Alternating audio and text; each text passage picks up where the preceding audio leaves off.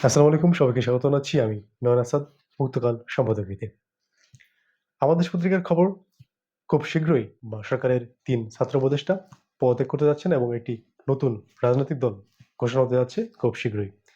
যদিও উপদেষ্টা নাহিদ ইসলাম এটিকে সেভাবে সত্য নয় বলেছেন এবং তারা সেটা যখন করবেন এবং সেটা জানিয়ে করবেন বলেছেন। তারপরেও এটা মোটামুটি স্পষ্ট যে খুব শীঘ্রই একটি নতুন রাজনৈতিক দল গঠিত হতে যাচ্ছে এবং তার নেতৃত্বে থাকবেন বৈষম্য বিরোধী ছাত্র আন্দোলনের নেতৃবৃন্দ।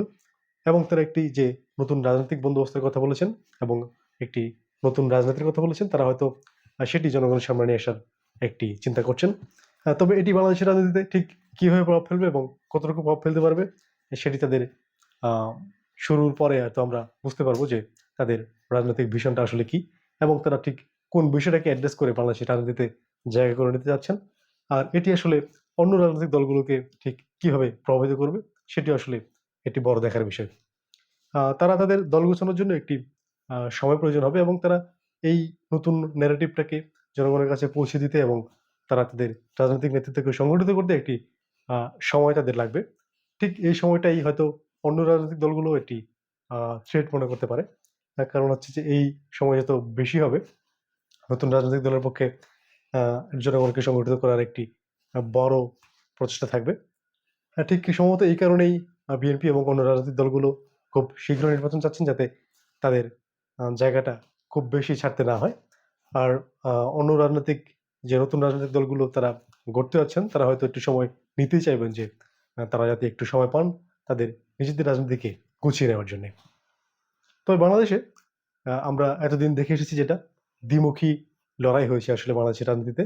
২ টি শিবিরে বিভক্ত হয়ে রাজনীতি করেছেন আওয়ামী লীগ, বিএনপি। আর সেখানে হয়তো ছোট দলগুলো আ মোটামুটি যারা আছে জাতীয় পার্টি, জামায়াত ইসলামী, এরা ২ টি শিবিরে ভাগ হয়ে গিয়ে মূলত ২ টি ফ্রন্টে লড়াই করেছেন।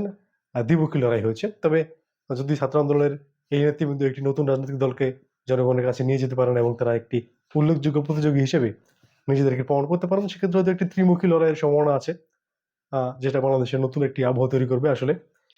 বিএনপির যিনি ভারপ্রাপ্ত চেয়ারম্যান আছেন, জনাব তারেক রহমানও বেশ কয়েকবার এমন আভাস দিয়েছেন যে সামনের রাজনীতি আসলে খুব সহজ হচ্ছে না। একটি নতুন সমীকরণে আসতে যাচ্ছে।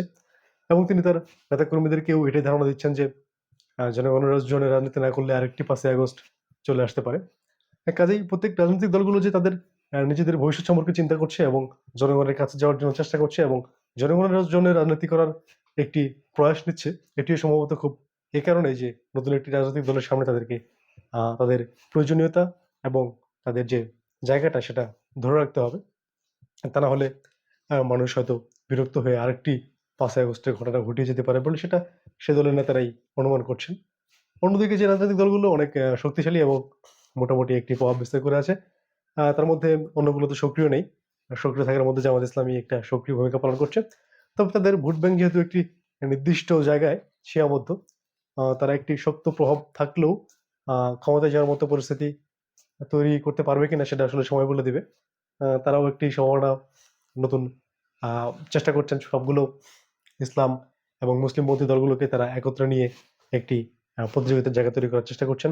সেটা হয়তো সময় বলে দেবে যে আসলে তারা ঠিক কতটুকু আগাতে পারবেন। যেমন চরমোনাইয়ের সাথে জামাত ইসলামের একটি যোগাযোগের কথা আমরা দেখেছি পত্র-পত্রিকায়। ঠিক তারপরে আবার বিএনপির সাথেও চরমোনাইয়ের একটি যোগাযোগের জায়গা দেখেছি। সেটা আসলে একটি নতুন ধারণা দেয় আমাদেরকে যে আসলে প্রত্যেকেই তাদের মৃত্যুদেরকে কাছে টানার চেষ্টা করছে। কারণ সামনের রাজনীতি আসলে একটু জটিল সমীকরণে হবে বলে মনে করা হচ্ছে।